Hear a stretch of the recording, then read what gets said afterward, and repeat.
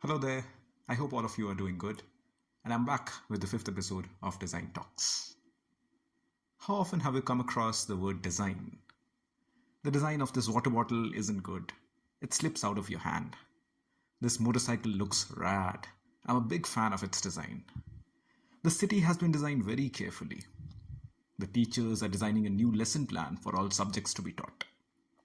There needs to be a whole system that needs to be designed around bicycles to promote cycling. This dress has a wonderful design. I absolutely love the patterns on it. Did you come up with the design for this rangoli all by yourself? I'm going to redesign this website to make it more accessible for the elderly. The chair is so comfortable. The designer has done such a wonderful job here. These are all sentences that we may have heard or said in our life. What's common about them is the word design. Which brings us to today's topic. What is design?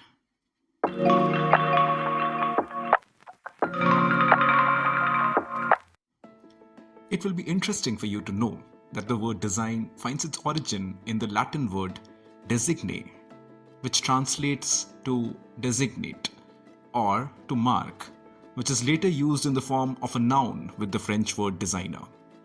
Now, right from the early Stone Age, dating 2.6 million years ago, humans have been known to design stone tools, which only kept improving with time.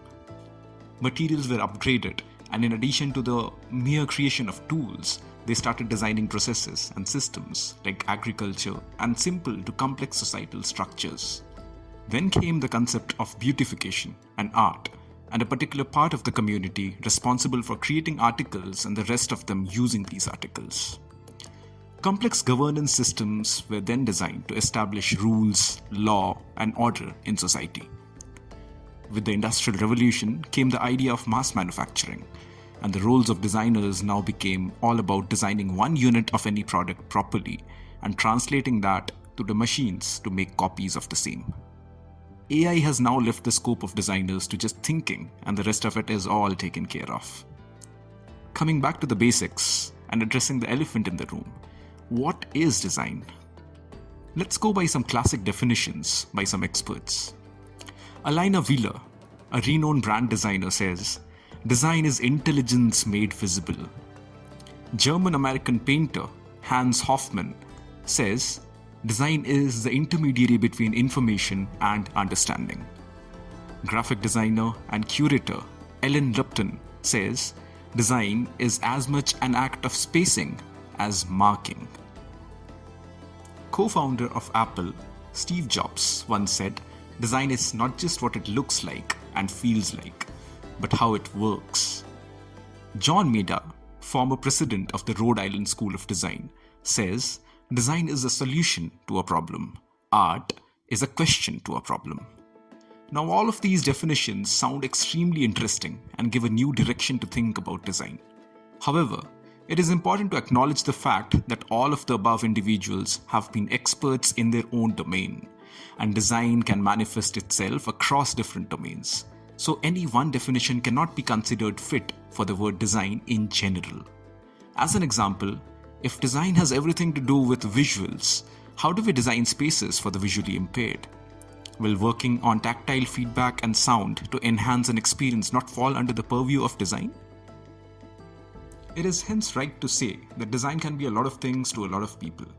However, for designers, it's basically the process to understand and address a problem creatively to improve the experience of people and their physical environment. It can be in the form of a product designer developing a medical device for patients, a graphic designer making posters to influence unacceptable behavioral patterns among people to bring a change, a system designer or planner trying to build an entire system around promoting bicycles, a conservation zoologist trying to design strategies to save a particular species of fish, an architect working to design affordable and sustainable housing for the mass, or even someone without a degree in design, trying to address and solve a problem in their own capacity, maybe without a proper study though. As a matter of fact, I believe all of us, irrespective of our backgrounds and disciplines, do face problems throughout our life.